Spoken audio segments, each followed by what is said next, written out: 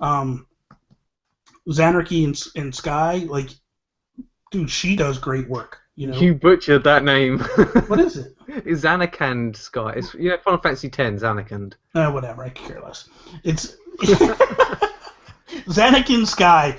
Whatever. I'm illiterate, dude. I'm from Jersey. Catherine. Okay, Yeah, Catherine. There you go. Catherine. She does amazing work.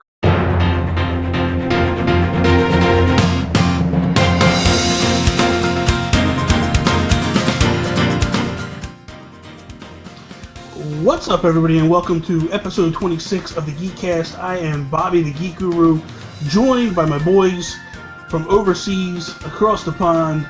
We will kick it off with Toby. Toby, how you doing today? I'm doing very well, thank you, Bobby. How are you?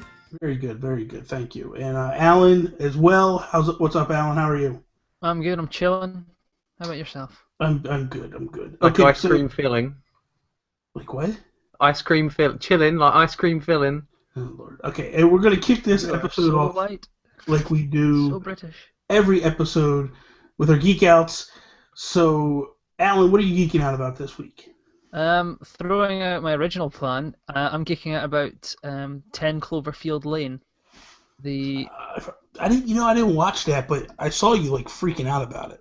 Oh man, it came out of nowhere. The kind of semi-sequel or blood-related follow-up to Spin-off. Cloverfield. Yeah.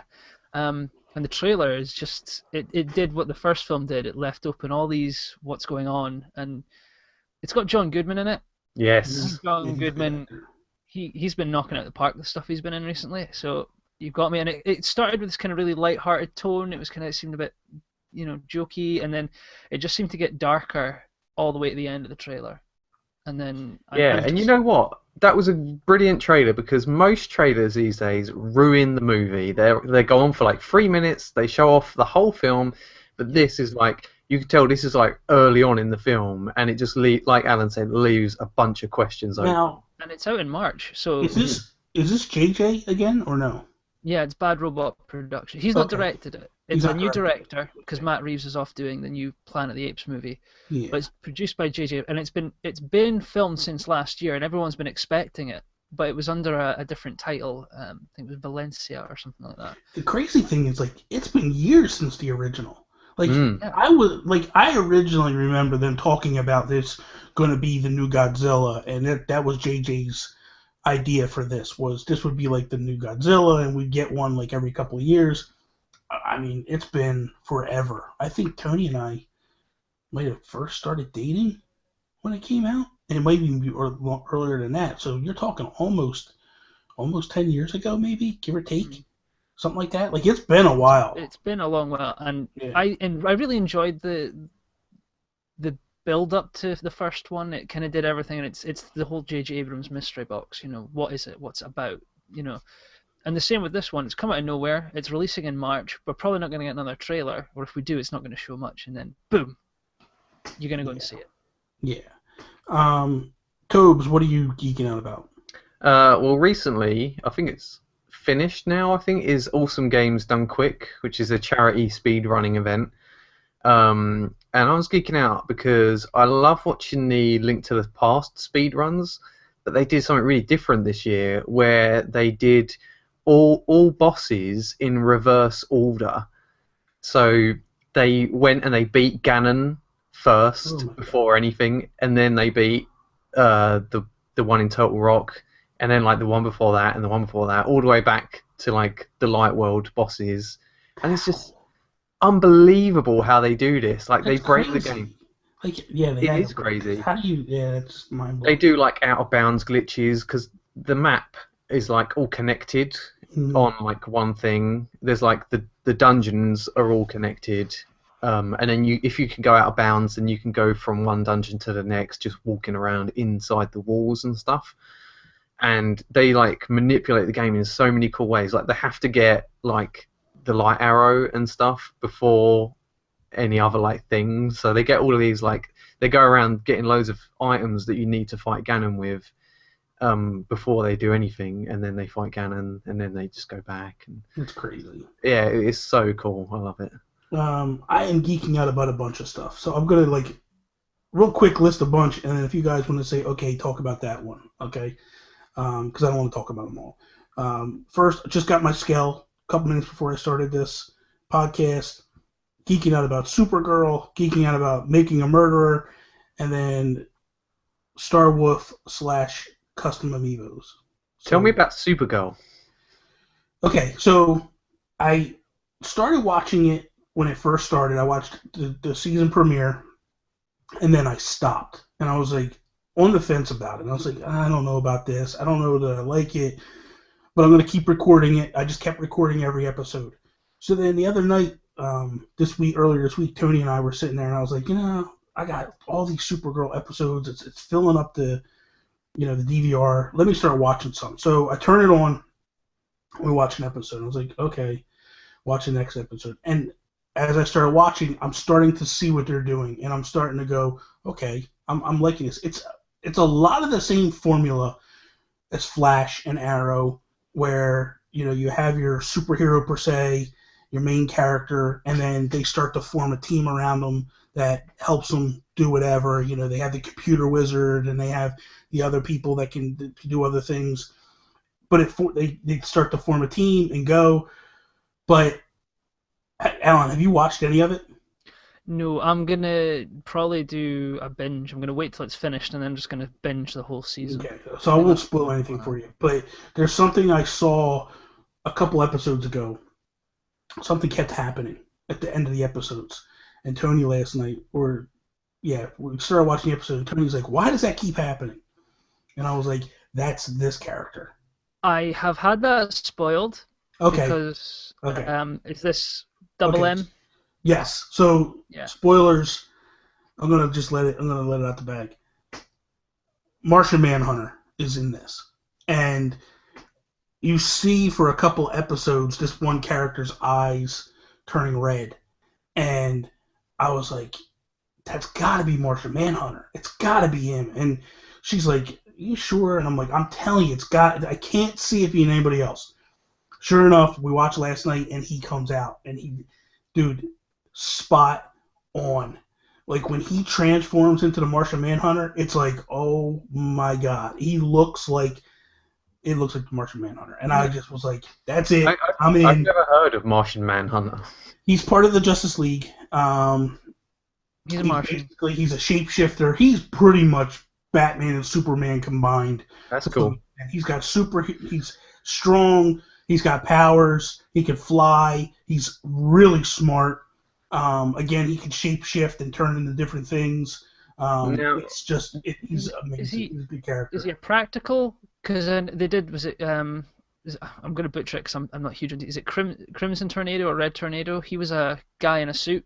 Is it a guy in a suit or is it a CGI character? It's a CGI character. Yeah, it's CGI. So it looks because it looks perfect. You know what I mean? It looks like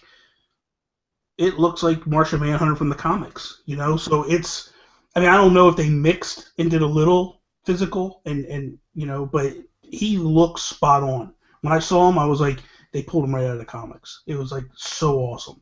It could be a situation where they're not going to show him all the time. He's going to stay shape-shifted into his character that he is on the show, and occasionally they might pull him out. So that might be why they went CGI with it, which I'm fine with that. I don't care about that. That's fine. Because obviously he can't walk around like the Martian Manhunter because it would freak people out on the streets and stuff. So then again, he had a woman flying around. But they did show Superman in earlier episodes. But the way they did it was just awesome. Like, you don't really see him, so you don't know who he is.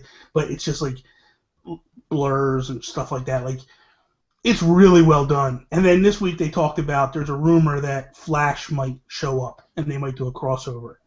And I'm like, if they do that, my head will explode. Like, they're taking this in the right direction, I feel. So you guys got to check it out. Allan, you definitely got to check it out, because if you're liking the other stuff, once this stuff starts to click and it gets better and better and better, you're really going to start to like it. Early on, it's a lot of Devil Wears Prada type stuff. Yeah. So it's kind of like one of those, okay, it's like a girly flick or whatever, but if you can push through the early episodes, like episode 1, episode 2, about 3 or 4, it really starts to ramp up, and you start to get into a lot of. It's still that Devil Wears Prada stuff, but it starts to become fun. You know, you start to get a grip on it. It's like, okay, I can get into this and go with it, and you know. And when I say, I'm not trying to be condescending when I say Devil Wears Prada. I'm trying to say, like, it's the vibe of the show in the early goings. Like, you know, you got that uppity exec and all that stuff, and you got the assistant that she's nasty too, but it starts to shift as time goes on, so it gets really good. And I think, you know, I think you'll enjoy it. I think you need to check it out for sure. Okay, so what are we playing? Toby, what are you playing? Well, I just finished SteamWorld Heist. Okay, that's right. You playing this week. Yeah, so I kind of put off finishing it. I got right to the last mission and I stopped playing it. I told you in a message that I had this problem where I get to the very end of a video game and I just put it down and then not finish it. And it's happened with a bunch of games, and SteamWorld Heist nearly became one of those games that I just didn't want to end, or I didn't want to see what the final bit was. But I thought, you know, I'll try it and I'll just go through with it because I love the game and I wanted to see what the New Game Plus thing was all about. Yeah. So I faced the final boss and I beat him first try, which was really good. But I did lose 2 of my robots, one of which I blew up myself by accident. So I was annoyed about that. I hate when that happens. When you shoot them, when you shoot those red canisters, sometimes you don't realize there's one of your guys like standing next to it. Or you get a ricochet off of it and it hits it and it's like, oh, why did I do that? Yeah, and this was a weapon that usually only fires 1 shot, but sometimes you get lucky and it shoots out 2. Yeah. It's like a random thing, and they did that, and I was like, well. Who's your favorite character that you play? I like Avansky, or the Russian-y looking guy. Yeah, I liked. He was really strong. He was powerful. When I went back in New Game Plus and I started playing through a second time, I kind of shifted my characters and took on different characters so I could learn. Because I wanted to break the comfort zone a little bit and make the game still difficult. So that's a good tactic for New Game Plus, is to try out different weapons, different tactics, and we'll see the different. So I like Billy Gill, or I loved Billy Gill in the first run, and then with this, it's kind of I've changed. I had Billy Gill in there, but I haven't been using him as much because when you start New Game Plus, you have all your characters. Yeah. You don't have all your weapons, but you have all your characters, which is cool. And you keep the hats as well, right? You keep the hats you have, yes. Yeah. Allan, what about you? What are you playing? I'm still getting through Xenoblade and enjoying the hell out of it. That's good. I've beaten Chapter 5. I've decided I'm just going to start leveling my character up before I continue on with that. Because I'm kind of hitting some bosses that are just slightly above me. Yeah. Makes progress a little bit more difficult because you keep getting handed to you. So. I'm playing that as well. You know, obviously, as I said, and I just finally got my Skell license and was given my Skell. So I haven't really messed with it at all. I moved to I went through New LA and went to the barracks to pick up Mission 7. So I just started Mission 7, went through the whole explanation of what I need to do, stopped the game, shut it down, and then came up to start recording the podcast. I didn't even realize the time, and I was like, oh my god, I gotta stop. So I shut it off, and so I'm excited to get in there and start checking that out a little bit. The other one I picked up this week was Metroid Zero Mission. Is that the Game Boy Advance one? Yes. And I beat the original Metroid, but I never played Zero Mission. I don't know how I missed this one at all. Is there 1 or 2 on Game Boy Advance? There's 2. There's Zero Mission, and then oh my god, my mind just went blank. Because I got one as an ambassador gift. Yeah, that's not Zero Mission, but it's what's Zero that Mission. One? That's what I'm saying. My mind just went blank on it. Oh my god. The other game is Metroid Fusion. That's it. Yeah, that's the one that they gave us for free. This is Zero Mission. So this is basically a remake of the first game, but they only take certain parts of the first game. And so it gives you that feel that you're playing the first game. It's just with more advanced graphics. Yeah. But there's some slight tweaks. Like the areas are the same. You need to go to the same areas, but the map's not perfectly identical. Yeah. Which I like. You know what I mean? I think it's like awesome how they handled it and how they did it. I'm liking it so far. I'm really enjoying it because I've always wanted to go back and play the original, and occasionally I'll tinker with it. But it's hard, the original, because like there is no real map or anything like any of that stuff, and like this was just like they took all the stuff they learned over the years and kind of went back and redid it and fixed it up and stuff. So I'm enjoying it. I like it a lot. So. All right, so we're going to kick off with our first topic of the show, and that is there's been a lot of rumors floating recently about Twilight Princess. Toby, you know a little bit more about this. Why don't you? Yeah. So this, I don't know if they're really rumors because there was like screenshots in Famitsu, I think, and from those screenshots, people could see a couple of the differences that are going to be in the HD version. So one of the first difference people noted was there's a couple of sections in the game where you have to go around as Wolf-Link and collect Tears of Light. And in the original game, there was like 16 or so that you had to collect in an area. But now instead they've taken it from 16 down to 12, so they've reduced the amount you've got to collect. So it's a little bit less. That's also not confirmed, correct? Well, it was in the screenshot. They compared it. People are taking the screenshots, like unless these screenshots are like works in progress. I don't know, but the thing is, the game's out in like 2 months, so why would they be showing work in progress? That's true. But also there was a screenshot with a 2,000 rupee wallet, and originally you can only hold a maximum of 1,000. Yeah. So they've upped the amount of rupees that you can hold, which is significant because in the original game, you could get this special magic armor, and it would basically make you invulnerable. But whilst you're wearing it, you lose rupees, and when you lose all of your rupees, then the armor stops working. So now you can hold 2,000 rupees. It will last a lot longer theoretically. So the one thing I remember about that game, because we were talking this week, and I don't remember a whole lot about Twilight Princess. Now it's been quite a while since I played it, but the one thing that I was saying to you, the one thing I did say to you is I don't remember a lot from the game, and like I don't remember these lights and these torches and stuff you got to get. But the one thing about it is that I do remember is I always felt like it was a struggle to buy stuff because you couldn't hang on to a lot of rupees. Yeah. So this is kind of good because now you can accumulate a little bit more money, make it a little easier. Definitely, yeah. I mean, I always found that it was really frustrating when you had maximum amount of rupees you could hold, and then you'd find a treasure chest with like 200 rupees, and it's like, nope, can't hold that, so you lose out. So yeah.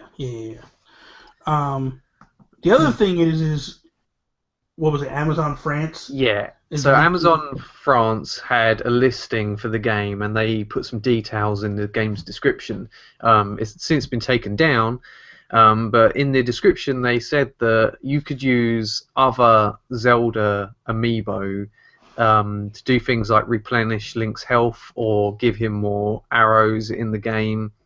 And also there was a note about the Wolf Link amiibo that comes in the special edition, and when you scan that in, you can unlock a dungeon called the Twilight Cave, which is interesting because they've not added a new dungeon or anything. Like in Wind Waker HD, there was no added dungeons or anything. Yeah. So this time they're actually adding like what could be significant extra content into this version of the game. So I personally, I wished that they had done more for Wind Waker in terms, because the game seemed to go by pretty quick. The second time I played it through. Now I know in Japan didn't they have like a bigger mission in Japan, in Wind Waker for Japan.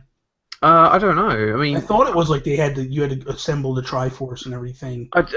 Well, in the original. On the GameCube, you had to collect all the Triforce pieces, and in Wind Waker HD, they reduced the amount that you had to collect. Yeah.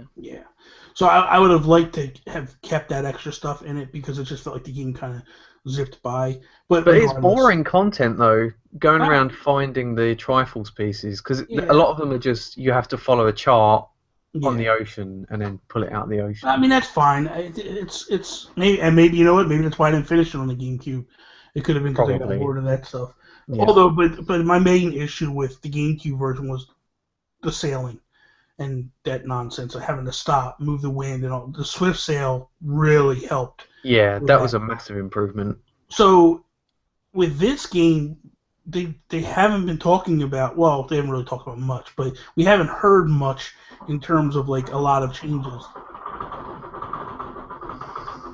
Shout out to the train, and it's more or less a testament, I guess, to how good the game really was. That they really didn't have to do many tweaks to this, improvements, or do things to make the game better. So if they're taking this and throwing in an additional dungeon, I'm all for it. But I gotta say this.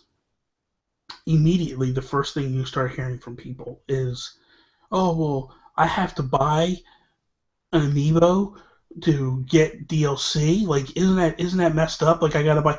The game comes with the Amiibo. Stop complaining. Well, you can buy it without the Amiibo. Yeah, but come on, who's gonna buy it without the Amiibo? For me, the cost wasn't more money.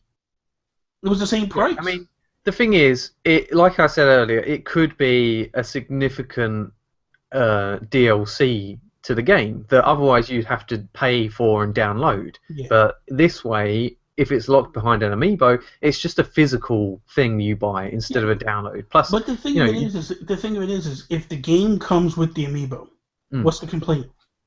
I don't see it. I don't get it. Like, unless people just don't want to collect Amiibo, they don't want to have to pay out the extra. But is the game more money with the Amiibo? Yes. I thought I was paying $60 on Amazon.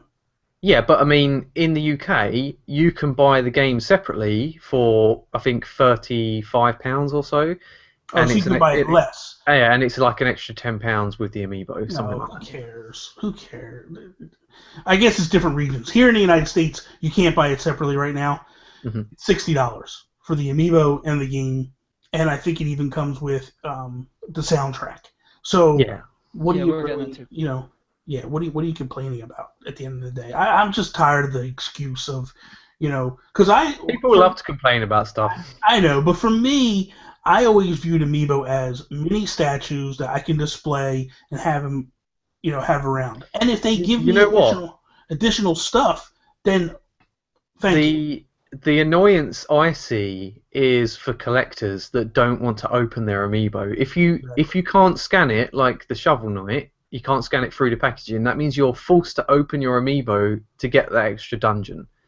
So if you're, I don't think Nintendo cares about that. They do. They know. They know that people like Allan and me, who are collectors, are going to have to buy an extra one. They know that. What I'm saying to you is this. They know this. They don't care. Because if you listen to what Kimishima it doesn't make said, it any less annoying, though. No, I'm just saying, but if you listen to what Kimishima said, he said, we feel like we dropped the ball with this. We feel like we're catering to collectors, and we didn't want to cater to collectors. They're not catering to collectors. In a way, they are because Yacht Club Games is catering to collectors. They understand that people don't want to take it out of packaging, so you can scan the Shovel Knight. Let me correct that. It's not that they were catering to them. It was more or less that they weren't expecting people to collect them the way they did collect them. They expected people to open them, and if you put them on your shelf, that's fine. They weren't expecting people to keep them in the packaging. Well, they should know that now. Well, and they should make this Wolf link able to be scanned through. Well, I think there's a possibility it could start to happen because I think so. Well, because Yacht Club had to go to Nintendo prior to making the Shovel Knight Amiibo, and they asked if they could remove that foil from the bottom. It was them. It wasn't. So they asked Nintendo. They had to get permission first. So it's not like they just said, "Oh, screw you, we're not putting it in there." They had to get permission to do that. So Nintendo gave them permission, which lends to the idea that maybe. But then again, when you look at the Animal Crossing Amiibo, maybe not, because they started to expand them and make them bigger. It used to be a little, because people used to actually shake them in the package and move them around, and they were getting past it. Yeah, so now they're like stickers, aren't they? Now they're like the whole size of the base, basically. Yeah, yeah. Out of interest, going back to the changes, what change do you want the most to be made to Twilight Princess? I want that intro section to be quicker. Yeah. Toby, I'm with you. Yeah, That's is exactly like what I want. the one annoyance, because whenever I go out to play the game, you play through it for like an hour and a half, and you just feel like it's a slog. Like before you are able to get out into the game and start going through dungeons and stuff, you've got all that nonsense at the start. That's, it's fine, but it's just boring. It's not exciting. Yeah. I get what because it's a tutorial basically. But I think they ought to say to you at the beginning of the game, have you played the game before? Have you not played the game before? And it's a quick click of the button. And if you click that you've played the game before, then boom, you can start the game without all that stuff. If you've never played the game before, then you have to go through that stuff. Yeah. And then, you can, because ultimately, like, some of the stuff that you learn, you actually use later on in the game. So that stuff I get, but they could also teach you later on down the line. You know what I mean? Like, they could have taken all them little mini missions you have to do and just... Like the goat herding, like, where does that come in? I don't know. That's not important. Yeah. And doing the thing with the eagle is not that important. Yeah. Where you got to get the baby's like thing from the monkey across the lake, and then you're fishing, and then you got the cat, and you got to give the cat the fish. It's like, what is all this crap? Because you can learn how to fish on your own later. You can go to the fishing lake and do all that. You don't need to do that at the start of the game. I guess it was just something different they were trying to do in the early goings, and it just didn't work out that way. Okay, so also this week, something interesting came out. These data miners, man, I don't know how they do it. I really don't. It blows my mind. But locked away in Yoshi's Wooly World apparently was the original assets for Yoshi's Wooly World and what they were going to make him look like and all that stuff, which was like Kirby's Epic Yarn. Like, it wasn't... It wasn't entirely like Kirby's Epic Yarn. It was a lot. It was a lot because the outline was what Yoshi was. The character designs, yeah. But the world design... The world was not like... It wasn't like... That wasn't like Kirby, but that wasn't like Yoshi's Wooly World that we got. No, exactly. It was like paper cut. The one that was in the 64. Yoshi's Story. Yoshi's Story, yeah. Yeah, I guess it was a bit like that. I just think like it's like people have been cutting out paper and making levels out of paper. That's what it looked like. Yeah. I'm glad they went the way they did because I think the game is spectacular. Yes. It's strange because I don't understand why this game was nowhere near talks of Game of the Year contention, even for us. Like, we didn't even bring it up. But when you play the game is phenomenal. Like, it is a really great platformer. And I think I'll put the game. I would rather play this game than Mario Maker. Really? Oh yeah, every day of the week. Every day of the week. I think it's gorgeous. I think the controls are tight. Everything's good. The Mario Maker controls, yeah, they're tight. You're not going to get away from that. But this was just a really great game. It was beautiful. And every time you would get into a new world, per se, and get to see all that stuff that would, like, there was one I unlocked. It was like a special world, and it was waves. So you would see, like, the water come up and all that stuff, and, like, the water's rushing, and just awesome. Like, it was just a beautiful game, soup to nuts. I personally, like I said, I like the game better than Mario Maker. I think I would have voted more for it if I'd played it more, because I only get to play it when I play it with Karina, because we like to do co-op. I mean, I could play it on my own, but I prefer to play it with Karina. Yeah. Stop GTA for 5 minutes and go play something else. Yeah, so I only got to the second world, but I reckon that there's a lot more to that game that I haven't seen yet. Oh, there's a lot more to it. Like, it's so creative. Like seeing like that lava boss, where like all the lava is just made out of, like, it looks like a scarf just going like that across the screen. Like, It's so nice. Alan, you played Yoshi, didn't you? I did. I How didn't far complete along? it. It's still on. I Yeah. can't remember now. I've kind of played so much since it, but yeah, it's one of those so unique games that I want to see them keep doing it. You know, like so we had Epic Yarn, we've got Mhm. Woolly World. I want them to do something else, and it's like, what franchise could they take and adapt to that? You know, will they go back to Kirby? Will they do another Yoshi version for like NX or I take would an like that older just to franchise? stay. I would like that style to stay with Yoshi. Kind of like for years, it was kind of like the kid drawings was Mm-hmm. Yoshi. I would like this to be adapted and be that this is the new Yoshi. This is All the right, here's way. a This is the question, way we right? go. So, as for art style, we've had like the yarn art Hmm. style for Kirby and Yoshi. Hmm. We've had the clay art style for Kirby. But what other like physical, tangible sort of art style would you like to see in a new like Nintendo platformer? I want Clay to go to Mario. I want Mario to get a 2D side-scrolling Clay game because I would all day long. That's my hopes is what they do. Because I think the world, everything just fits perfectly for him. Um, as far as like a new art style, man, What if like everything looked like it was made of wood? that Everything would be was like cool. wooden blocks. That'd be cool. That That'd would be I'd be, like a I'd like an oil painting. I always think you could do a lot with that. you yeah, could. Yeah. Almost like yeah. a Van Gogh type thing. I was gonna say watercolor at first, but that's kind of similar to Skyward Sword, isn't it? Or Yeah, no? it is. But But I would like to they could see do him something like different on that. I would like to see him go deeper into watercolor. You know what I mean? Yeah. Like to make it look like a watercolor painting, not just not just like characters that are defined by watercolor. Like Mario would be good for that too, because that's the thing with Mario is Mario can kind of get into these whimsical, crazy ideas because it's just kind of how Mario is, you know. But it's funny that when you look back over the course of Mario, with Super Mario Bros. 2, and then with Mario Sunshine, it's the games that like aren't really necessarily true to form Mario games in terms of storyline and all that stuff. They're the ones that I really like the most.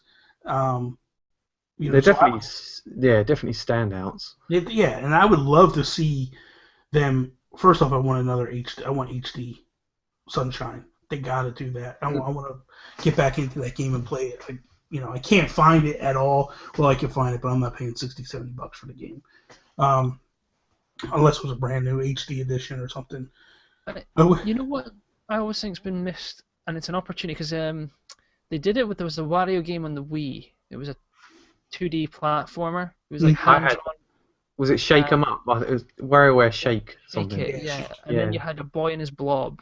yeah. You know, Nintendo, at least I can remember, haven't really taken that hand-drawn animation or like Ni no Kuni. Can you imagine like a Ni no Kuni styled Zelda game with that Isn't kind of that Wind Waker? hand-drawn look to it?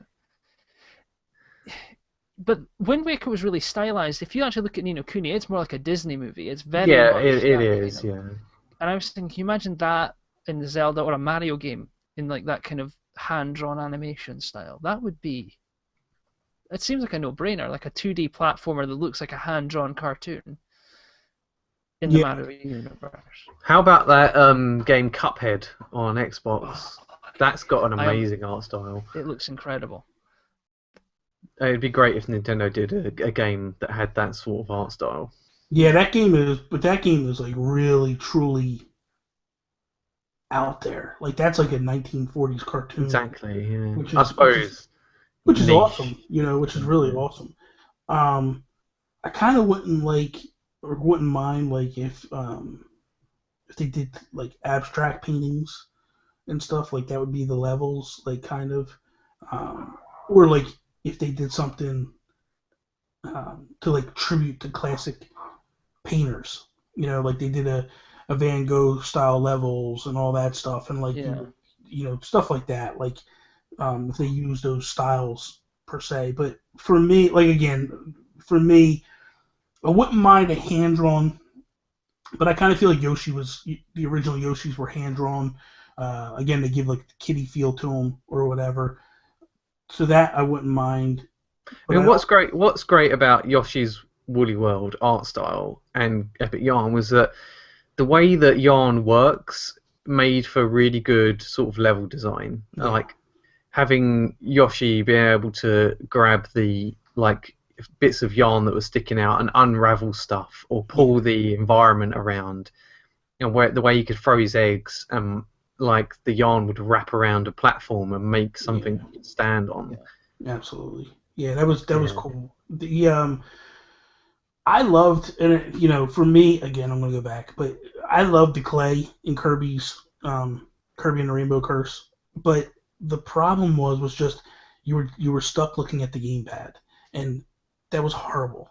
Like I Yes. felt like that game was so beautiful and it was gorgeous, and to forced to look down at a gamepad that's not HD, it's just Yeah. it And can't you be know what? done. That sort of thing that put me off Hyrule Warriors in co-op because I'd have to play on the gamepad, Oh and yeah, it yeah, also makes me really worried about Star Fox Zero having to aim with the gamepad because you're going to be like looking at the gamepad a lot in that game if you're forced to use that control method. well, And I think, that's a nice little segue there, yeah, Tobes, because Alan has some stuff that he brought to me. Go ahead, Alan. What do you got? Not really much. It's a rumor at the moment. I'm sure it'll be confirmed because it seems to be garnering more support as it goes on. But Yeah, Star Fox Zero is looking at a delay until June this year, yeah, which personally I'm actually okay with that. yeah, I think Nintendo may have been a bit shocked at the kind of lukewarm response it got when it was first shown off. Even with the Platinum Games support, I don't think yeah. anyone really kind of was looking at that game and going, "Yeah, cool, brilliant. Well, That's what's for automatically on my list." there's a couple things that I think with this. One, it makes sense because why would you put that game up against Zelda Twilight Princess? And regardless, Twilight Princess is basically an older remake, but there's gonna be a lot more people buy that game than they will Star Fox. And regardless if it's a remake or not, I think more people are going to actually buy that game. Two, if you look at what Platinum was able to do from E3 to when they started showing stuff at the last Nintendo Direct, it was a total turnaround in the way it looked. Like it just looked so much better. So in theory, if you gave them till from November when they delayed it till what was it, April? They were talking about it. hmm If you took that much time and you were like, holy cow, they're going to do, they might have seen that like Platinum was really ramping this game up and making it look really beautiful, and they might have just been like, you know what, we're just going to give you more time. Let's put it in the cooker. Why go up against Zelda? Let's just put it in the cooker for a little bit of time. Isn't Zelda coming out in March? I think there's only like 3 weeks difference between the two. I think it comes out at the end of March, and I think this one was coming out like the middle of April. So Right. they were right up against each other. But I You know, think too I the other thing is I think, and I really hope that they do axe the controls. I hope they go to just a traditional Classic style support. game. I think they will allow you to choose your control method.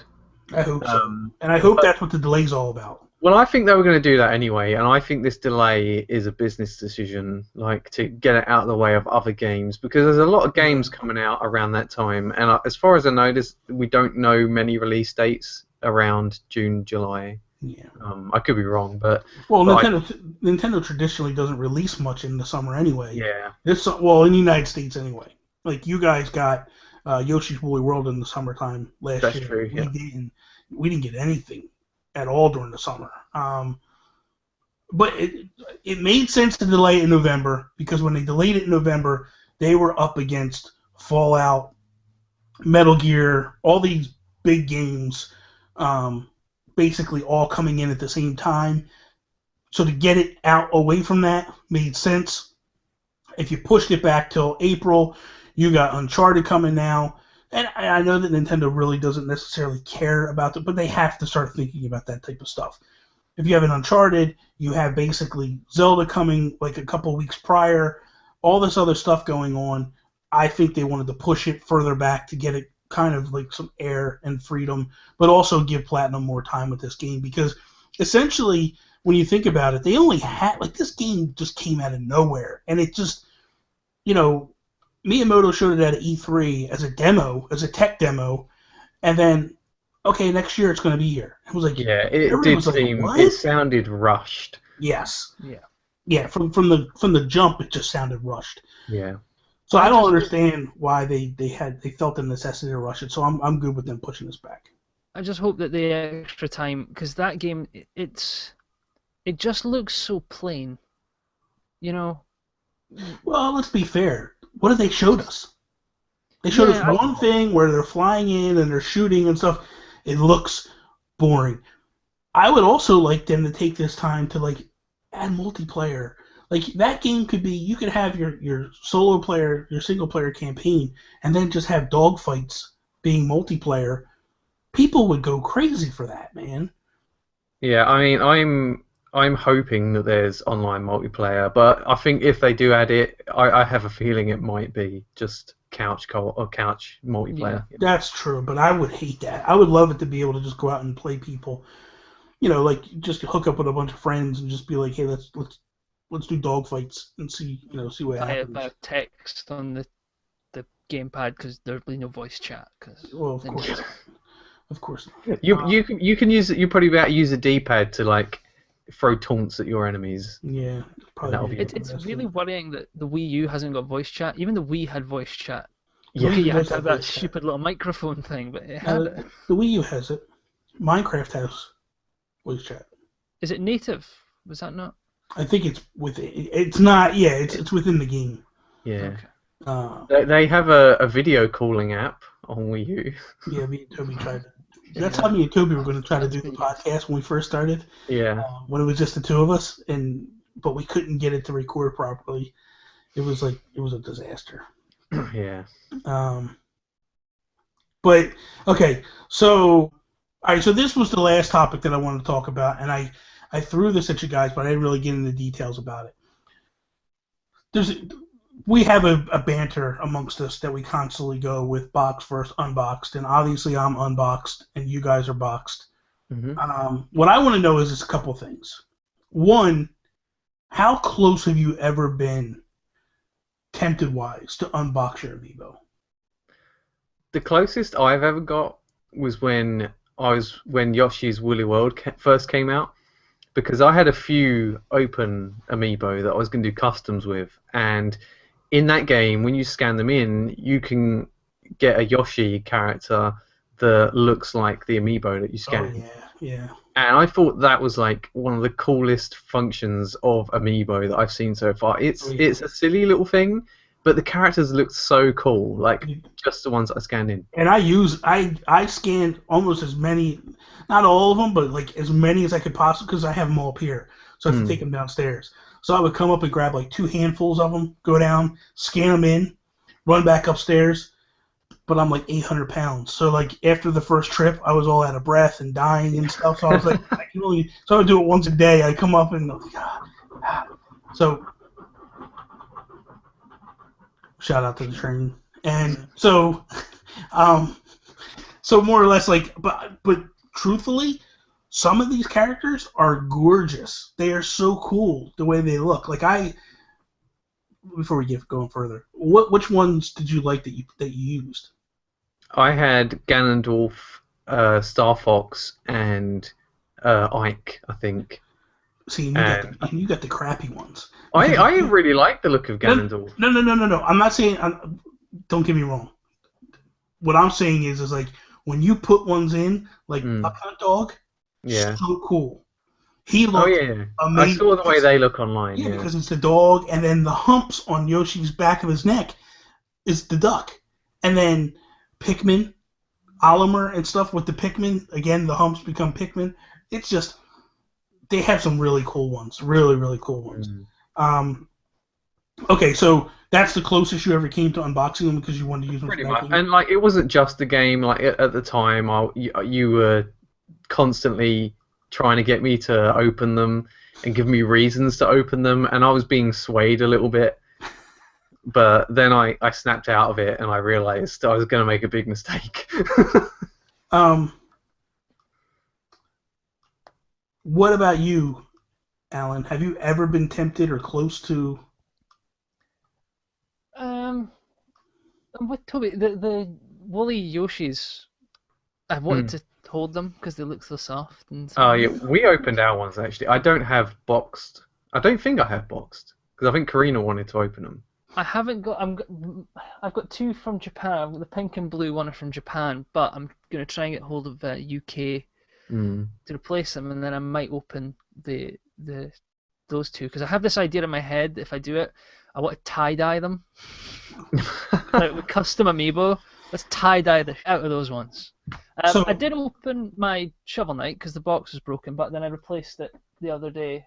Yeah, you got the other one. The boxed one arrived, so I did open him, and I'm gonna custom that one, I think, just for fun. But now, okay, so you guys never got 3 packs of Amiibo, correct? Everything's always been individualized. Yeah. apart from the Animal Crossing ones, which I think we get triple packs of. That's true, yeah, you can get a triple pack. But everything else has been... But, like, we got the Mii Fighters triple packed. We got the Retro 3-pack. Yeah, I'm pretty sure you can't get those over here. Triple packed. But everything else you guys have gotten was all singly. Yeah. Now, okay, so Toby, you were close to unboxing them. Allan, you haven't. No. Of your Amiibo, see, and this I think is where this was kind of a determining factor, because when I originally started collecting, in my mind, I thought the same thing. Like, man, I'm going to save all these. I'm going to keep them in boxes. They'll be worth more money. If you unbox them, they lose their value, because toys lose their value. Mm-hmm. And so that was my mindset.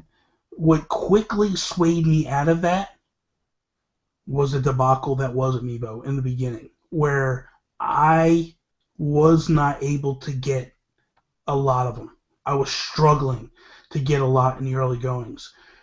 So my mindset was, if I open them, that opens me up to 3 regions that I can buy from. If I keep them boxed, I have to buy North America. And I'm going to run into a wall, and I can't. The other thing that kept me from doing it, too, was ours weren't numbered. You guys got yours numbered. Yeah. So it was kind of like a baseball card or something, or a comic book where they're numbered, and it's, ours weren't numbered at all. So it was like, this is stupid. Like, why am I keeping them in boxes? They're not numbered. There's no, So for me, that's when I thought, like, okay, I'm going to treat these like mini statues. And that's basically what I did in my mindset. And that's why I have the cases that you see behind me and stuff, where I keep them in the glass cases, similar to my statues that I have downstairs. And these cases, actually, Miguel told me about these because he bought them, and we were actually on the Rosalina hunt, and we were sitting in line. He pulled out his phone and showed me a picture of them, and I'm like, I had never met Miguel before. It was the first time we met, and we're talking back and forth. And he goes, "Oh, this is what I use." And he showed me, and I was like, "Oh my God, that is awesome! I love them things." So then I was like, I'm going to do my room up, I'm going to hang them and all that stuff. So that I went that route. But for me, it's always been, I want to open them and such. But then when games actually started, because I had no desire to use them in Smash at all. It was like, this is stupid. Like, I don't care to level up an Amiibo. I'm not a huge Smash player as it is. Like, I play Smash, but it's more trophy hunting, doing different things to unlock trophy and get more trophies. But when Yoshi and then Mario Maker and all these different games started implementing Amiibo, codename Steam, which was horrible because I thought that the Fire Emblem characters are worse than the characters that you can actually use. Yeah. But at the same time, it was kind of cool to be able to use these characters in different ways, and I love that aspect of going that way. But that's where I've been. So, so with the Zelda one, you guys are both getting the Wolf Link? Yeah, and you know what? This is one thing that's going to start to get me opening new ones, if there's significant content like the extra dungeon locked inside that amiibo, I'm more much more likely to want to open it. What I'm probably going to do is get 2 and keep one boxed and open the other one. But obviously, I'm not going to be able to afford that if they start bringing out more frequently. But Now, that's how I see it. What about you, Alan? I haven't actually pre-ordered. I plan to pre-order the one with the bundle. I'm hoping that if Toby buys 2, he'll send it up the road to me so I can scan it and then mail it back to you. Does that seem like a good plan? Yeah, we could do that. We could do. I don't know. I don't know about you guys. I am ready to just stop. I'm hitting the wall with Amiibo. I think I'm getting to the point where the fun is gone. I'm a completionist. I just want it to be finished. I want the Cloud. I want Cloud, Ryu, all the new ones, Bayonetta, which I can't actually wait to see the Bayonetta one. That's gonna be. Oh yeah. I just want to be able to go to Amy and go, it's finally over. I'm free. I can go home now. She's got to stare at that wall, and she gets annoyed. Well, I guess she likes it, but it's like every time I order a new one, she's like, "Really, another one? Like, help me stop." For me, I was getting to that point. There was a time where I was just like, I wish this was over. I recently just got reinvigorated, and I don't know why or how, but I'm just like, okay. But I actually moved my directional a little bit, where I've been buying a lot of custom Amiibo lately. I've got 3 ordered right now. I'm eyeing up Toby's that he just put up on Etsy, so I'm thinking about it very strongly. And then the other one was the one that we just talked about yesterday with the Meowser. Like, I thought that one was really ingenious. Like, I thought someone did something totally different than what most people were doing. I've never seen an Amiibo. Never like that. And just so you guys know, you can look it up on Twitter. What was Lady Tank? Strike, maybe? Lady Tank something. Studio. Lady Tank Studio, is that it? I think that's what it is. I'm gonna look it up real quick while we're talking. But they do like a fake, like a faux fur skin on the furry. So they do like Fox and Falco and Cat Meowser. Yeah, it's Lady Tank Studios is what you want to check out. But when I saw it, Toby actually saw it first, and he tweeted it out to me, and I went and followed up and looked at it, and I was like, oh my god, this is awesome. Like, it's the Cat Bowser from 3D World. And it just looks, I feel like it looks cool. Now, she's talking about, the one thing that I felt looked a little hokey on it, I'll be honest, if I'm being honest, was the whiskers.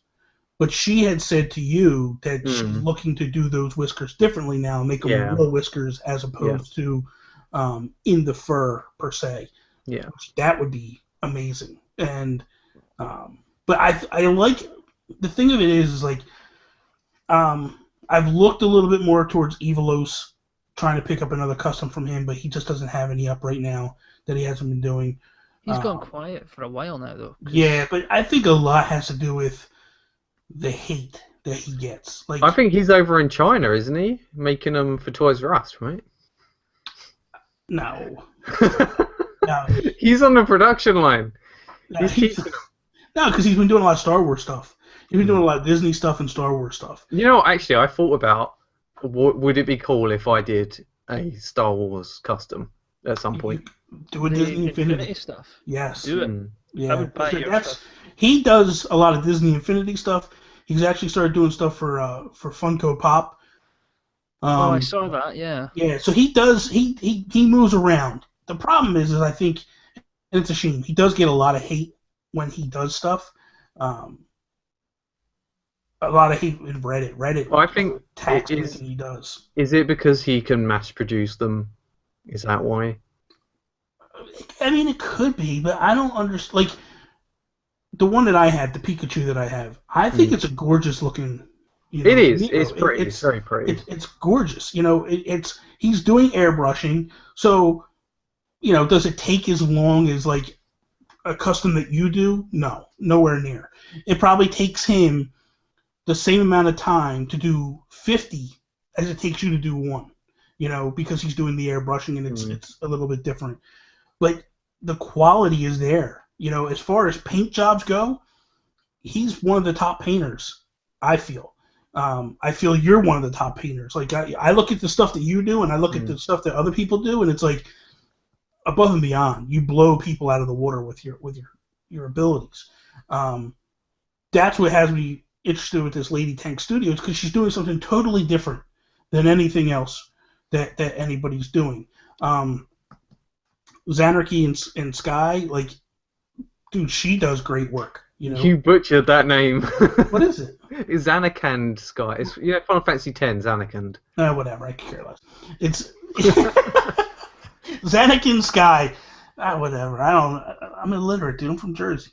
Catherine, okay? Yeah, Catherine. Catherine, she does amazing work. I have 3 amiibo ordered from her. 2 of them are customs. 1 is actually a full-on customization that I asked her to make for me. So for me, I've kind of shifted the way I'm kind of doing things, per se. I still will buy them as they come out. It's just like, it feels like they've kind of, now that things are kind of under control a little bit, and it's not like the Wild Wild West where it's just out of control and people are like punching babies in the throat just to get one. Like, it's... Yeah. Who's punching babies? Be surprised. The United States is crazy. A bit of projection there from the host here. Listen, it's how I felt sometimes. It's how I felt sometimes. I was like, this is madness, man. But I remember, we're getting way off tangent. We're getting way off topic here. But I remember one time when I was doing the Rosalita hunt, and I was talking to Chris Lugo. Shout out to Chris.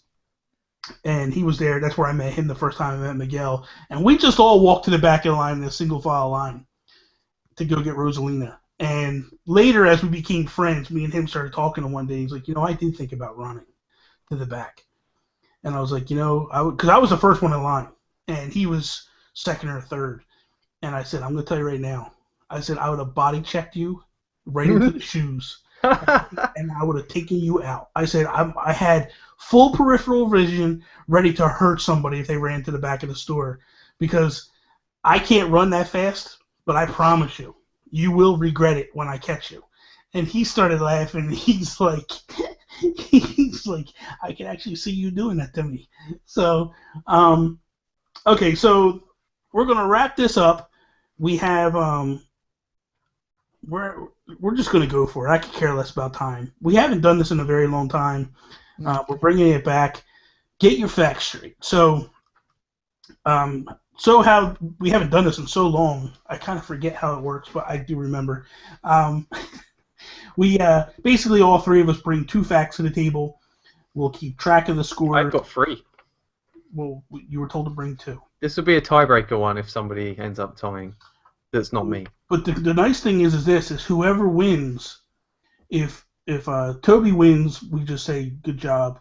If Allan or I win, Toby has offered to send us the Star Wolf for free. I did not agree to any of this. So that's the way it's going to be, Allan. If we win, Toby's going to send us the Star Wolf, and we'll be good to go. So it's all lies. We just have to pay for shipping. That was it. So I'm good with that. Hang on, right? So if you both want it, I'm gonna saw it in half, and Bobby's gonna get one half, and Alan's gonna get one half. I'm not paying for. Or are you gonna do like I get the legs and Bobby gets the upper torso? I'm gonna go right through the middle. That's not right. That's not. Why would you do something like that? That's blasphemy, man. Okay, so Toby, you can go first. What's your first fact? Alright, so, are you familiar with the voice actor? Are you familiar with the voice actor of Leon from Resident Evil 4? No, I don't know anything about Resident Evil. Are you familiar? Are you familiar with the famous merchant character from Resident Evil 4 that has the shady jacket? He opens a jacket and he goes, "What are you buying?" "I got some rare things on sale, stranger." You know that guy? Yes. Okay, so Leon's voice actor actually voices both characters. True. I will go true on that as well. It is. It's true. It blew my mind. Because they're so You have a different. tiny little mind. It's so easy. Listen, I said it from the beginning before you even spit it out. I said true. Well, you should have said you're right. I'm done. What are you talking about? Can we just give a shout out that that wasn't a Sonic-based question? He has No. three questions for that. No, there is no Sonic today. I was man. very tempted. Okay, Allan, you go. What's up? You're next. What's yours? Okay. As everyone famously knows, when the N64 launched, everyone was expecting Square to bring the next Final Fantasy game to that system, given the early footage that we saw. But alas, the game Final Fantasy VII became the biggest PlayStation game in history. And it eventually came out, obviously, cartridges were the problem. But, true or false, the game, as it exists on the PlayStation, would have filled 13 standard N64 cartridges. The number has me off because I know this.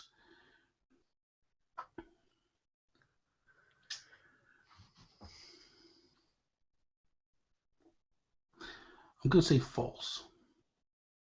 I think you adjusted the number just a little bit. Yeah, I'm going to say false as well. But the thing is, I'm sure we've already had this fact on this show before. It doesn't matter. Who cares? That's his fact. And I'm sure Allan brought it with him. I don't think it wasn't me, so if you It might have been me that brought it, but I remember Allan talking about it.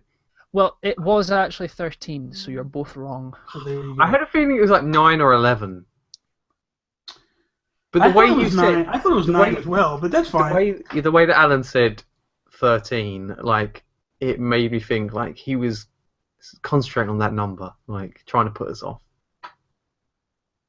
I'm that good. Mm. Got the poker face. I'm gonna poke you. Wait a minute, that came out wrong. Can you edit that out? No, he's gonna isolate that and he's gonna use it against you. Exactly. Yeah. Okay, so my first fact is Team Geek related. So the Warp Whistle podcast, one of our friends, the show was actually named after Super Mario Bros. 3, the Warp Whistle in it. But the reason why they picked that to be it is because Colin, when they were kids, refused to use the Warp Whistle to cheat to get to the end of the game. True or false? I think that this is a bogus question. It's totally bogus. This is not video game fact. There is no way me and Allan could know this. What are you talking about? It's video game fact. No, the question is about whether Colin refused to use it because he thought it was cheating. That's not fact. It might be fact within Colin's life. I never thought I'd agree with an Englishman, but I'm agreeing with this Englishman. That's the question. Bobby is bending the rules. I'm not bending any to rules. his whim. From the colonials, they throw the tea in the river, they get all pissy, they kick us out. This is what happens. True or false? I'm going to say true. I'm going to go true as well. It's false. I just made it up. This is bull. I'm calling. Sorry. Bobby, you don't deserve any points. How do I not? In fact, I didn't get a point for getting you guys. Have you scored a point so far, Bobby? I got 1 point.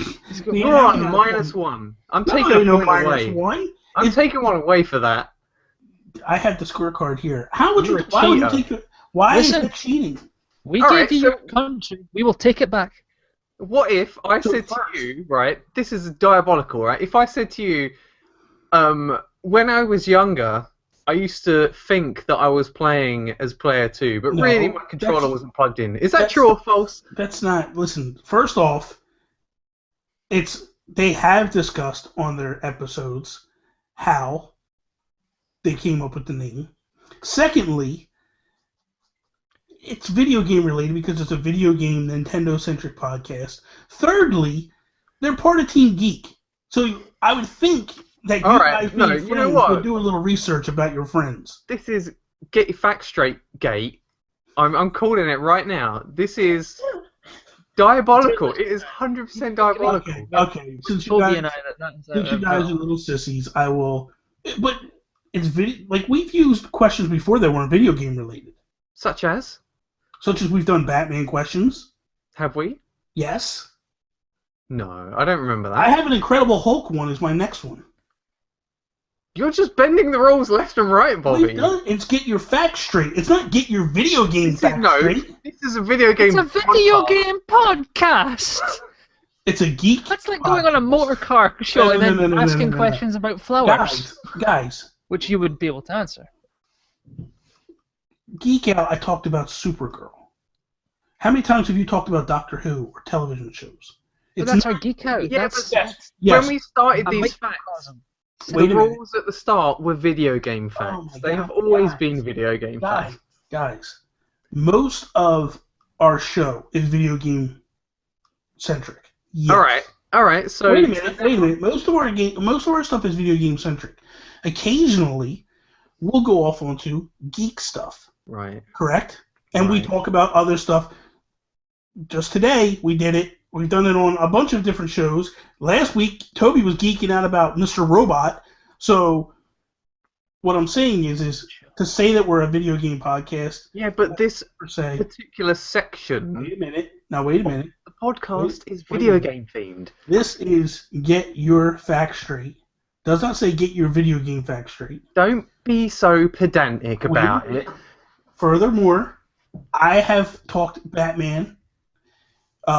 When Brian from Image and Form was here, his question was about chess. So Yeah, but we make exceptions for such superior guests as Brian from The thing is, he I was new will- to it. He didn't know the rules, so I am willing to listen. I am willing to throw out the Warp Whistle podcast question, but I'm not throwing out the Incredible Hulk one. all right. Well, next week So I'm what- bringing a fact about some random geeky thing that you're not going to know anything about. We're not playing next week. Yes, we are. No, we're not. This is the last time we're playing this game. Yeah, because you two exactly. are- You're banished. You you two can are get cheaters out. And little. We're not cheaters. You're the one cheating. You are. He is. Oh my god, you guys are poor sports. Shocking behaviour. Come on, give us your fact. In fact, no, it's my turn, isn't it?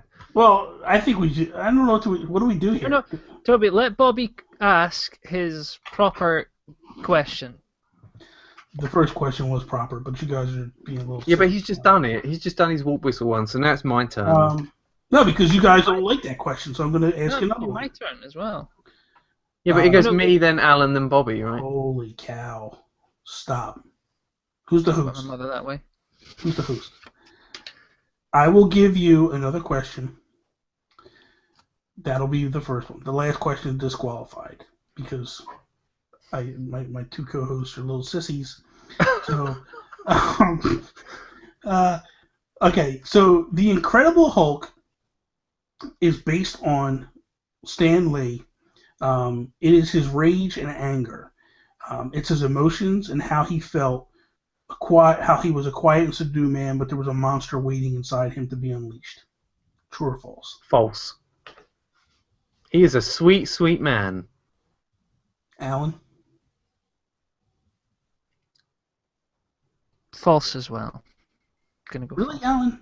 I thought you would get that of anybody. I'm not an incredible. I will hold my hands up. As much as I love Marvel, Incredible Hulk's not the one I ever really. Yeah, but you live. For me, he is the id. He is your id. He's the uncontrolled part of your body. But I don't think. That's true.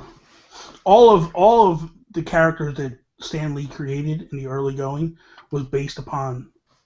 There's parts of Stan Lee in all of them, and that's Man, what an egotist.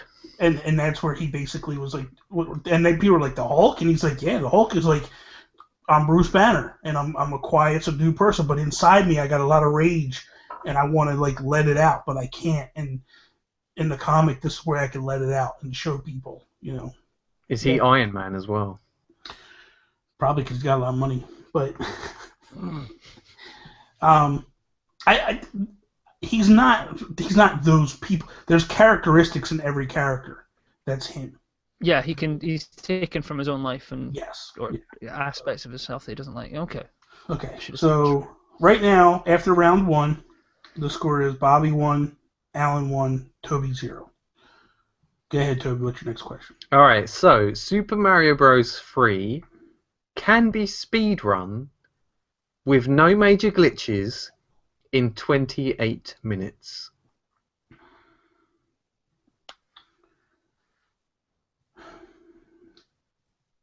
I'm going to say false.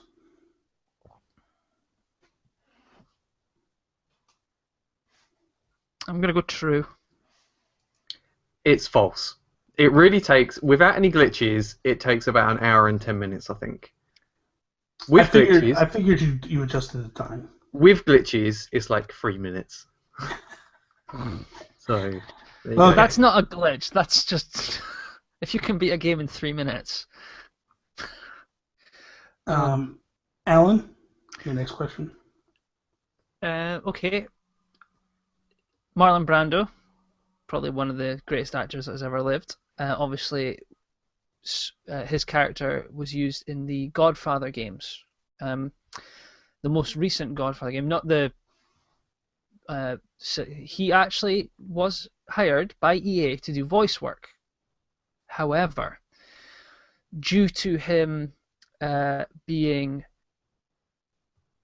old, try to be nice about it, they recorded all the dialogue, but it was so unusable that they had to use a sound-alike in his place, despite having paid him tens of millions of dollars.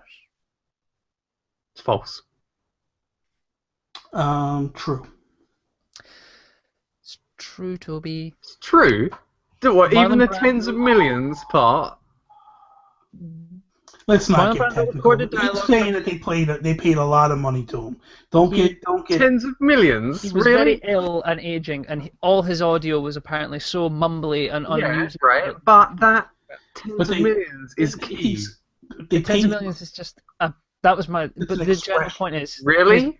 His audio was. Oh my lord! So that little bit of false information that you gave me, Bobby, let's never do this swayed game my again. decision. The game's done. I'm never doing it again. Oh my god, this is awful. What a way to go out. Are you just pissy because you've got no points? No. You're mad because you got no points. That's number one. I am a little bit mad because I won. That's the second thing. Game over. Look, Bobby's a cheater. Alan's throwing in random made-up information into his Thank true you guys facts. for listening to this craziness at the end. If you've made it this far, Toby is a crybaby, as we all hear now. He's a very sore loser. You're not being paid. You can't quit. You're fired. There you go. So, thank you guys for listening to us. If you listen to us on iTunes, SoundCloud, Stitcher. If you watched us on YouTube, you got to see Toby sulking right about now, as he's very depressed and upset. You can follow me, Instagram, Twitter, at the Geek Gurus. You can follow Allan, Instagram, Twitter, at Allan_Paxton. You can follow Toby on Instagram at Amiibo_workshop. And you can follow him on Twitter at Tobys_take. Before we wrap up real quick, how you guys liking Instagram after a week? I love Instagram. I'm finding my feet. I love vignettes. I'm getting a bit sick of seeing Alan's pictures of him and his girlfriend out drinking. He needs to put more interesting pictures up. But you know something? I want to just say this, is that originally when I was doing Instagram, you guys were making fun of me.